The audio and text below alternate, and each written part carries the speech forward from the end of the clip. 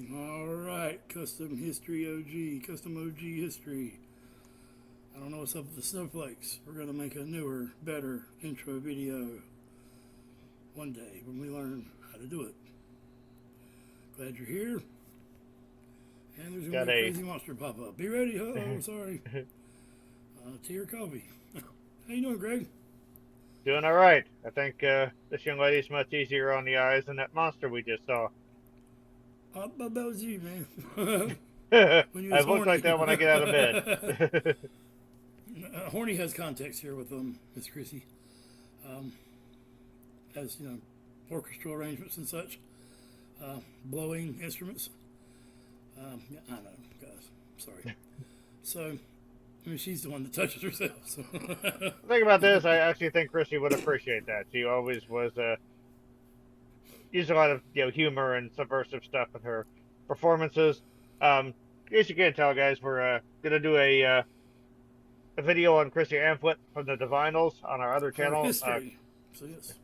Yeah, on our other channel, we've done a couple of Divinyls reactions, and we've been impressed. She's got a very interesting story, and unfortunately, science fiction. Yeah, unfortunately, it's a rather tragic story, but I think she lived a crazy life. So I think, as we've tried to do on Custom Creator, we like to focus on the lives of the artists and not focus on their deaths. So true. So Christine Joy Amphlett, yes. 25th of October. I forgot all the other countries are backwards and we're right. Or, I mean, you know what I mean. You meant what I knew. It's mostly Aussies here. So thank you all for letting us get this channel off the ground. Deb, Annie D, Dave. Yeah. The regular crowd. So the 25th of October, 1959 to April 21st, 2013. Yes, An Australian singer-songwriter and actress, best known as the front woman of the rock band Divinyls.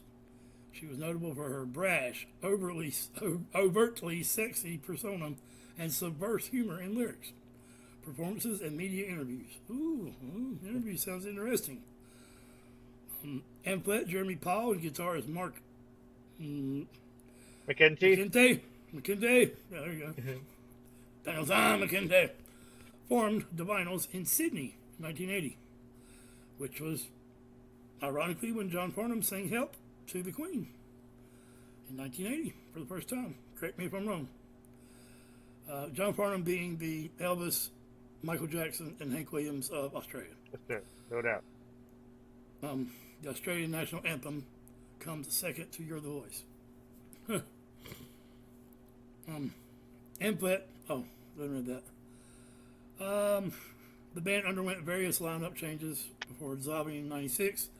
The band's biggest selling single is "I Touch Myself," 1990. When I was 13 and just learning about that. Number 1 ranking in Australia, number 4 in the States, which surprises me. That should have been number 1 here. 10 in the UK. What's wrong with you guys? Catch up. This band was inducted into the Australian the ARIA Hall of Fame. We know about the ARIA well. My favorite ARIA performance is Vanessa Amorosi. Let's see, I touch myself now. This is who I am. So, on stage, Amphlett was 17 years old. Played Linda Lips in the R-rated adults-only musical comedy. Write this down, Greg. Let My People Come. Gotcha.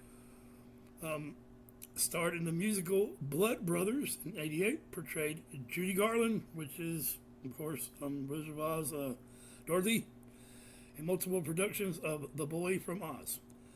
On the screen, she played a supporting role in Monkey Grip.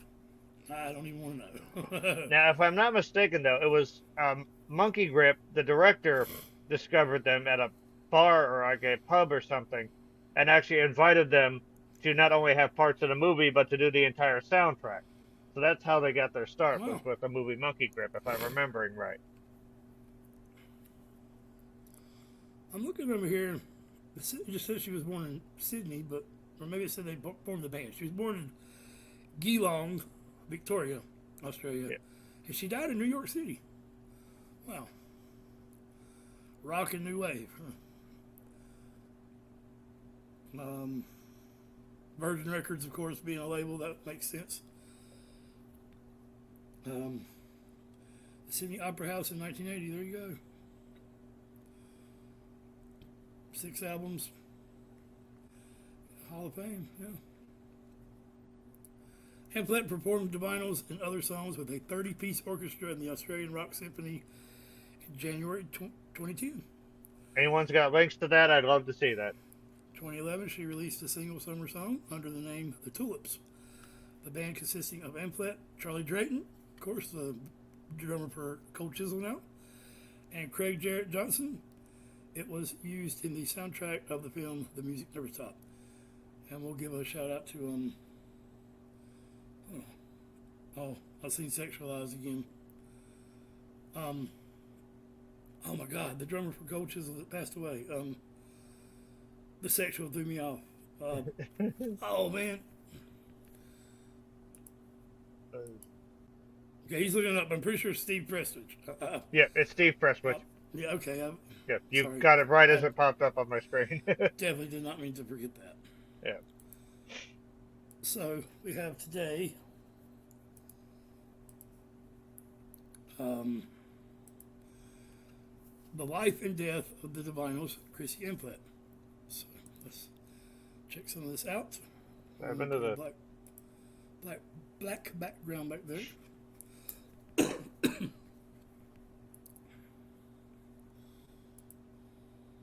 Welcome everyone. Join us today as we delve into the life and legacy of Chrissy Amphlett, the electrifying lead singer of Divinyls, known for her rebellious energy, unique voice, and fearless stage presence. So let's dive in. Chrissy Amphlett, born Christine Joy Amphlett on the 25th of October 1959 in Geelong, Victoria, in Australia. She was zodiac sign Scorpio. Chrissy was the second daughter of Jim and Mary Amphlett, born in Geelong. Jim, a World War II veteran, managed a business equipment company that sold typewriters, while Mary worked at the Geelong Post Office. The family briefly lived in Barwon Heads before settling in Belmont. Her cousin, Patricia Amphlett, known as Little Patty, is a successful Australian singer and had a hit song in 1963 with He's My Blonde-Headed Stompy Wompy Real Gone Surfer Boy. At just 3 years old, Chrissy began modeling children's clothes and by 7, had began ballet lessons. Her mother enrolled her in drama and dance, hoping for a theatre career, with her father running teen dances. Inspired by her cousin Little Patty's success, Chrissy leaned toward rock music. She attended Belmont High School but left early to pursue her passion. After her parents separated, Chrissy lived with her mother in Melbourne before heading to Europe at 15. That is a great picture. Yeah. That's wonderful. We'll make sure my volume's turned up, Gregory, if you want to speak a little. All right, so it seems like she sort of had a naturally outgoing personality. Effervescent was the word I was going to use. But yeah, she just sort of seemed to be full of life, from the start. I think her dad was a veteran. I think if I remember right from Wikipedia, her dad's mother was actually a German immigrant. So it's and then I remember her mother was relatively well off. So I guess that's how they could afford things like the ballet lessons and stuff like that. And So the dance, it paid off because she seems like a show person. Yes, my body yes, goes down a little bit, so it would sound better. It seemed like she was sort of being prepared for some sort of theatrical career, and she was able to take that and translate it into her stage persona. That's cool. Adventurous but shy, she traveled to England, France, and Spain, where she was detained for busking. Chrissy eventually returned to Australia at age 20. What is busking, man? Look it up.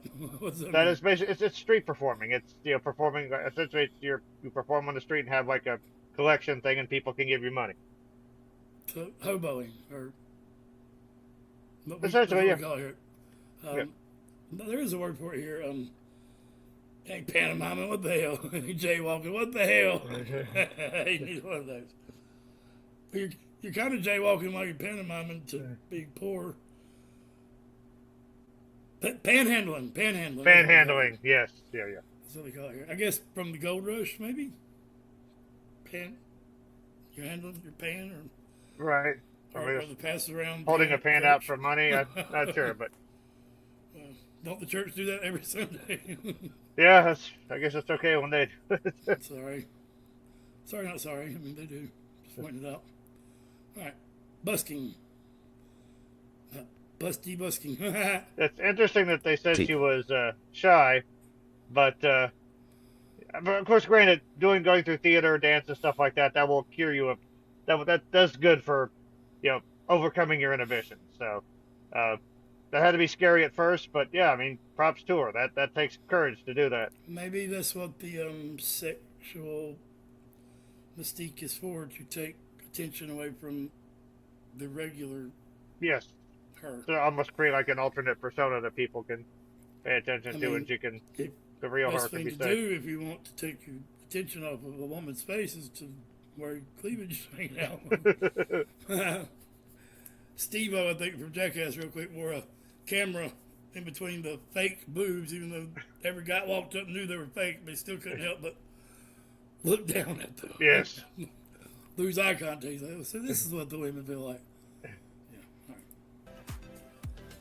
Chrissy ran away to follow her favorite Melbourne band, eventually joining Daisy Clover, her first group.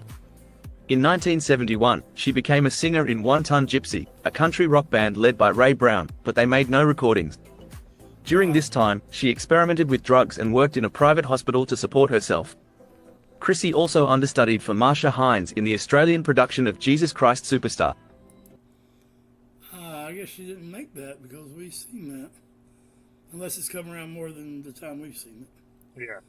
With Kate and them. And speaking of taking the attention away from the eyes. Yeah. In 1976, she took on a bold role as Linda Lips in the adults-only musical Let My People Come. In 1979, Chrissy moved to Sydney and met guitarist Mark McEntee through bassist Jeremy Paul after a gig. It's clever though, Let My People Go. Yes. Let My People Come. Yes. And also the play on the word there, come. Gig with their band Baton Rouge. They reconnected in 1980 at a choral concert, forming a soft rock trio with Paul. However, the hard rock songs Chrissy and McEntee were writing required a full band. By 1981, they recruited Bjarne Olin on guitar and keyboards, and Richard Harvey on drums, forming the Divinyls. The name came from Chrissy's shopping trip where she called everything divine. Jeremy Paul also managed the band. Chrissy was...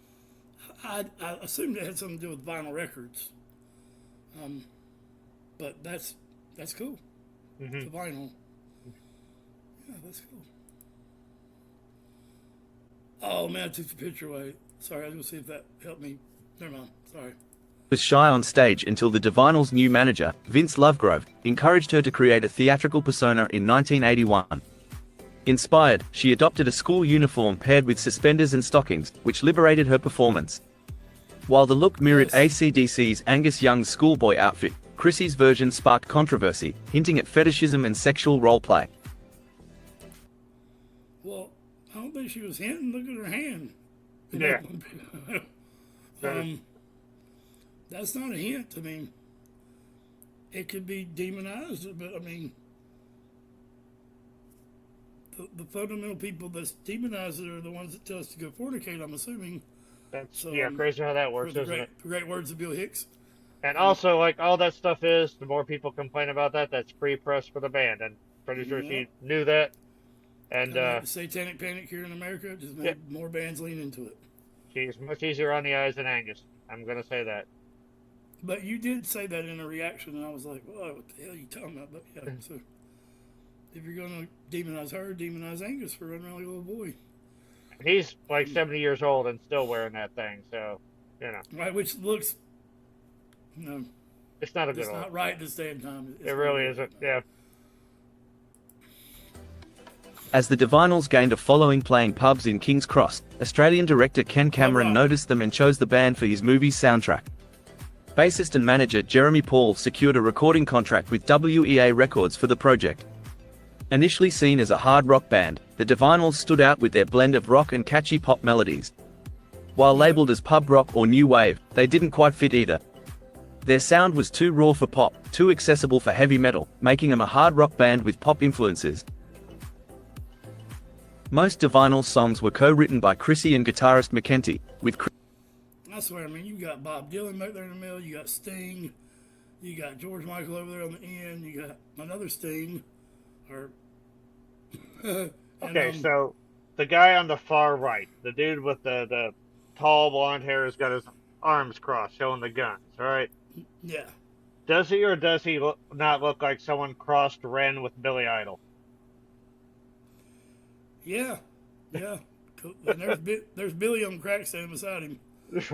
No, I'm sorry, I'm not making funny. Really, the coolest looking cat's over there on the beside you, Greg. I mean, he looks like the wrestlers back in Barry Windham or something back Yes, in the day. yeah, he's got the whole vest but no Texas shirt look got going the on. Yeah, cowboy yeah. look. And the cat looking up over Chrissy's hair. I don't know. He's just a head. He's a talking head. He may not have a body. He's wearing a white shirt, so it literally looks like it's either like a really ornate head hair clip that Chrissy's wearing, or he's just a floating head. Those are the best legs I've seen since Carrie Underwood. Maybe ZZ Top wrote the song about her. Chrissy likely handling lyrics and Mark composing music. While there were some covers and contributions from others, their music was primarily their own. Chrissy was inspired by her cousin Little Patty but cites Debbie Harry of Blondie as her main influence. There you go. Her raw, guttural style also echoed elements of Chrissy Hind and Lean Lovitch. Male vocalist Stevie Wright also impacted her, but Chrissy's defining feature was her distinct Australian accent. Before their first single, bassist Jeremy Paul left, with Ken Firth briefly stepping in. The Divinyl's first single, Boys in Town, which reached number 8 in Australia, was released in September 1981 and became their signature track. Written by Chrissy and McKenty, it showcased the band's raw energy. Their mini-album, Music from Monkey Grip in 1982, released in May, featured 7 songs co-produced by Chrissy and McKenty for the film Monkey Grip, including Boys in Town. Chrissy also starred in the film as Angela, a rock singer based on herself, earning her a Best Supporting Actress nomination at the Australian Film Institute Awards. Hit the ground running. The Divinyl's new manager, Vince Lovegrove, negotiates their release from WEA, and they sign with Chrysalis Records despite an offer to fix Chrissy's teeth, which she declines. Rick Grossman joins as bassist in 1982. Their first full-length album, Desperate in 1983, reached number 5. I can't blame her. There's been many artists who were, Freddie Mercury being the biggest example, I think, who declined to have their teeth fixed because of, well, I mean, makes you sound different. I sound different. Greg, I play him videos when I had teeth before my accident, and he's like, "Whoa, man, you sound like you, but you don't sound like you." It is strange, yeah. Which I think one more year and I'll be able to get my false teeth back that COVID took from me. I'll sound better. But, I mean, props to her for not, like, it's a very vain industry. So, I mean, a lot of people probably would have taken them up on that offer to get it fixed for a cosmetic reason. But, yeah, number one, that she was probably comfortable in her skin. And number two, like you said, that your mouth is your resonating chamber that will change the way you sing. And she had a very distinct voice that worked perfectly for what the Divinyls were doing. So, you're smart not to mess that up. She has very dark eyes, but yet there's a quality about them that make them pop. Yeah. And the lips, I've mentioned the lips before. I don't know what it is, but she always has that stance like she's holding her jockstrap. It's recorded in New York with producer Mark Opitz and released by Chrysalis. The album, named after a line in song, Boys in Town, features the single Science Fiction, which reached number 13, and a cover of the Easy Beats I'll Make. Hence the 2 songs we've done. Yes. Wow, that's ironic because we weren't told to do them like that. Yeah. Wow. We can thank Dave for the first one. Desperate is praised for capturing the essence of Chrissy's vocals and the band's hard rock. Well, we'll thank Dave also for buying us a coffee after being Dave's not a channel member, but Dave's a patron. Yeah. He might as well be a channel member. I mean. Yes, Dave is amazing. He really is. And we're speaking of the other channel for when this channel has more than 21 subs. But this is for you guys in Australia because, I mean, we love Chrissy and we love you all, and you make the majority of our audience now. And Dave did buy us a coffee to keep with the Divinyls. So And this is a history channel, and there's some very cool music history out there that we can touch on. So, what better way to start that out than with Miss Amphlett here? I agree. Rock pop blend. The international version includes tracks from music from Monkey Group but omits some original tracks. By the time of Desperate, Chrissy's iconic school uniform stage outfit is being phased out. With the release of Desperate, Chrissy and McEntee publicly acknowledged their romantic relationship. With McEntee no longer married, he and Amphlett now openly share their connection. Their relationship is known for its volatility, marked by frequent arguments and physical altercations. During the US tour to promote Desperate, Chrissy starts using heavy drugs, further straining their relationship. After returning to Australia, recording for their second album is halted due to declining chemistry. The Divinyls withdraw from the Narara Music Festival in January 1984, citing dissatisfaction with the billing compared to the Pretenders. In April 1984, the Divinyls begin recording their second album with English producer Gary Langan, known for his work with The Art of Noise.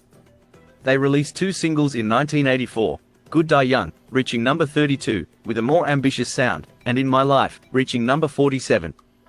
Unhappy with the final mix, they enlist Mike Chapman to remix the album and add 2 new tracks.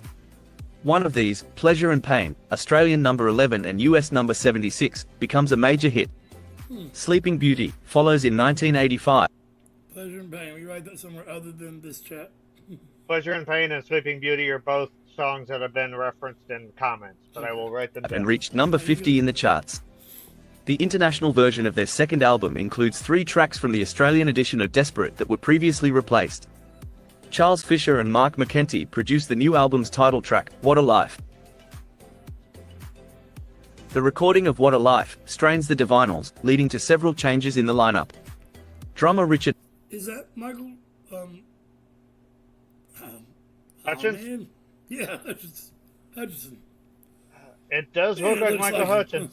Yeah, it really does. Wow, maybe it'll tell us. And she is very beautiful. She reminds me of Bobby Joe Gentry. Yeah, she's really striking. Yeah. Harvey is fired in 1986, and J.J. Harris, who briefly fills in, is also dismissed by producer Mike Chapman. Guitarist Bjarne Olin leaves earlier in 1986. The band pauses recording to join the Australian-made tour, featuring In Excess, Jimmy Barnes, and others, from December 1986 to January 1987. After the tour, bassist Rick Grossman leaves for rehab, and manager Vince Lovegrove departs, later dying in a car crash in March 2012. Andrew McManus becomes the new manager, while Matthew Hughes joins as a keyboardist for some gigs between 1987 and 1988. In 1988, Chrissy stars in the stage musical Blood Brothers with Russell Crowe. The Divinyls' third album, Temperamental, in 1988, reaching number 11, produced by Mike Chapman, is released in May. Recorded Russell Crowe, another Aussie for all you non-Aussies. at Sunset Sound Recorders, the album presents a more glamorous image for the band and features singles like Back to the Wall, reaching. Sorry, I thought he meant pause the whole video. Go ahead. No, I just want to say that when she passed away, Russell actually put out a statement on social media referencing that they were in that thing together. He said she played his mom. So I thought that was cool. That is very cool. I just straighten you up a little there. Yeah. That is very cool. And that picture in the back with the album cover looked like some of the shadow was swinging a lizard at her. That was very bizarre. Well, hell, it won't let me fix you, man. I can't be fixed. Yeah, I seen the lizard. Number 33, and Hey Little Boy, reaching number 23. The title track reflects the band's reputation for being willful. Temperamental is their last album for Chrysalis, which releases them from a significant debt. In 1989, management shifts to Andrew McManus and US power broker Freddie Demon. The Divinyls' next album, Divinyls, in 1991, reaching number 5 in Australia, number 15 in the US and number 59 in the UK, is released by Virgin Records, which sees Chrissy compared to Madonna. Songwriting for the album began in Paris and finished in Los Angeles, with recording done at Groove Masters Studio in Santa Monica, owned by Jackson Browne. The first single, I Touch Myself, reaching number 1 in Australia, number 4 in the US and number 10 in the UK, was It might have been number 4 in the U.S., but it was number 1 in our hearts for a long, long time. For a long time, Still yeah. comes on the radio to this day. I have heard it since I have realized who Chrissy is. I have heard it on the radio. So Yeah. I ain't told you, but I remember. Hey, there it is, man. That's all. I ain't remembered it since I just remembered it. Their back catalog seems pretty impressive, but I'm willing to bet most American dudes remember that. Well, if you say the Divinyls, they will remember the song and video, especially for "I Touch Myself." Yes, and well, I mean that's a beautiful thing. If it causes people to go look at the back catalog, then Exactly. and you know, for anyone that says, well, she shouldn't be compared to Madonna, why? Because of numbers that people watch them. Well, Madonna had a more opportunity to get her material out there. I think that's a perfect comparison. They're both I agree. Edgy and sex appeal and but raw lyricism and stance on don't give a fuck what you think about me and mental. I don't know if Chrissy had mental health problems, but Madonna definitely had addiction problems too. Yeah. And dick problems in general. Addiction problems in general. Truth or Dare has something about a horse or something. I don't know. It's weird. I'm not sure, but anyway. Released in 1990. Co-written by Chrissy, Mark McKenty, Tom Kelly, and Billy Steinberg, its video was banned in Australia but nominated for an MTV award. Most of the album was co-written by Chrissy and McKenty. Come on, Oz, man. Why don't you protest that shit? You gonna ban her in Australia? Number 1, but we're gonna ban the video. What? Yeah. Tool had a number 1 song that was banned. So, never mind, we do the same shit. I'm not even say the name. I guess this will be the one. Prison Sex is the video, yeah, but it's about abuse. But still, anyway, yeah, that was the very first video to be banned from MTV. Man, that is a great picture. Yeah, that's all I'm gonna say about that. Except for a few tracks co-written with David Malloy. Essential in 1991, reaching number 17, their first compilation, was released on the 4th of November, excluding tracks from Divinyls in 1991. The Divinyls' next releases are cover songs for movie soundtracks. Notable among them is I Ain't Gonna Eat Out My Heart Anymore, reaching number 19, originally by the Young Rascals, featured in the Buffy the Vampire Slayer in 1992 soundtrack. They also covered Wild Thing, reaching number 39, for Reckless Kelly in 1993, and Love Is... As did Cold Chisel, so that makes sense. Just saying the bar's been set pretty high as far as covering Wild Thing. So that was still Steve Prestwich for sure. Well, I'm not for sure, but I would think the one where Jimmy pulls Ian down on the stage and sings Wild Thing was Steve Puts him in a Prestwich. headlock and stuff. I would assume. I don't know that for sure, but I would assume that was before 2011. Yeah, I'm sure. I'm positive that was before 2011. I'm not positive or nothing, okay? Is the Drug, reaching number 126, for Super Mario Bros. In 1993. Hey, On the 31st of July 1993, they performed at Bogo Road Prison, later released as sorry to keep pausing. I almost wore my Super Mario Brothers shirt, and I was like, that would be kind of weird for this. Yeah, that was the best thing about that movie was its soundtrack. Divinyls Live, Jailhouse Rock in 2012. Their compilation The Collection in 1993 was released on the 6th of December, featuring their soundtrack covers, live recordings, and remixes. Chrissy and Mark McKenty's relationship also ended in 1993. Chrissy begins a relationship with Divinyls drummer Charlie Drayton. The band releases Underworld in 1996, reaching number 47, after a 5-year gap, with the first single I'm Jealous, reaching number 14, produced by Peter Collins. Drayton produces the rest of the album. In 1996, Wow, Drayton produced it. Can you figure out what that is? I've got a few ideas, but it keeps changing. The hell is that? That is cover? a naked woman in bondage on all fours. Yep. Okay. Yeah. So Yep. we're looking down. At first, I thought it was the face of a horse. Then I looked real close. It's like, no, that's... Well, I mean, the ass is lumpy, or I mean, it's disproportionate. But if the one leg is further, wait a minute. But Yeah. wait, that leg's back further. I don't know. That's maybe a twisting motion or something. I don't know. I'm trying to figure that out. But they look oddly cool together. Oh yeah.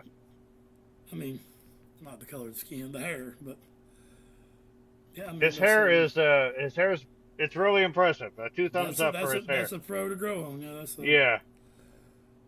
Chrissy enters rehab for alcoholism, and the Divinyls break up. In 1999, Chrissy marries Drayton. A compilation album, Make You Happy, in 1997, and Divinyls Live in 1998 are released post-breakup. Chrissy stars in The Boy from Oz in 1998, and publishes her autobiography in 2005. The Divinyls are inducted into the ARIA Hall of Fame on the 16th of August 2006. After their ARIA Hall of Fame induction, the Divinyls reformed in 2006. Only Clayton Doley was new, the rest of the band was from the 1991 lineup. They released the single Don't Wanna Do This, reaching number 148, in November 2007 and performed at the Australian Idol Grand Final. The following month, Chrissy revealed she had multiple sclerosis in an interview. The band headlined the Home Baked Music Festival the next day, contributing the track All Pretty Things to a compilation. In 2009, Chrissy announced the Divinyls were done, forming a new band in New York. In January 2010, she performed with the Australian Rock Symphony. On the 20th of October 2010, Chrissy announces she has breast cancer and is undergoing treatment in New York, where she lives.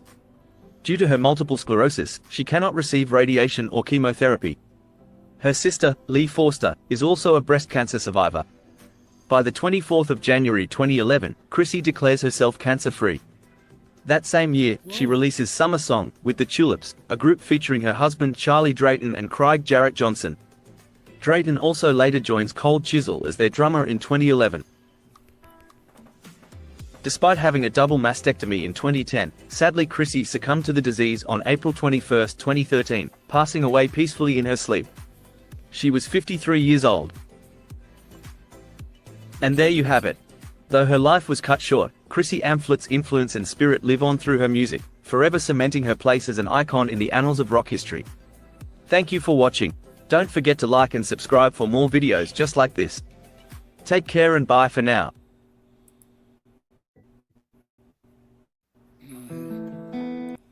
Danny, good morning. How about let me tear up, man? Yeah, the ending is, I mean, I guess we knew it was coming. The ending was going to be sad. I want to throw one little bit of information. I heard that they worked with a producer named Peter Collins. That's the guy who produced Queenstrike's Operation Mindcrime. So I knew I'd heard that name before. You hate to see something like this where, like, the band started out relatively hot, and then, you know, they dealt with the problems that bands deal with, you know, changing labels, not being happy with, you know, producers. It takes a lot of people to make an album work, and, you know, sometimes sometimes things don't mix. And then, you know, towards the end, just both MS diagnosis and cancer, which are both, you know, brutal diseases to have. I wonder if any of that has changed, where now they can get around that. If you have MS, you can still get cancer treatment. So I know they've made a lot of progress with that. But 53 is far too young to go. But you did live a pretty amazing life, and left a pretty amazing legacy as well. So rock in paradise, Chrissy. No doubt.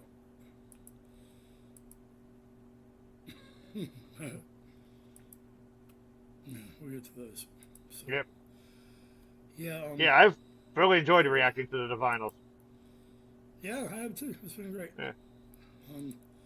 No complaints at all. Yeah, so I guess that's it. Thank you for helping us get this channel off the ground. I think about 35 minutes is about right. So we're debunking, demystifying, and finding forgotten history here. So we go from the paranormal to the normal, and from the odd to the mundane. So, You gotta come up with a catch line or something, Greg. I definitely need a catch line for custom OG history. I will simply say from the ordinary to the extraordinary. We try to cover it all here on custom OG history. From music to religion corny.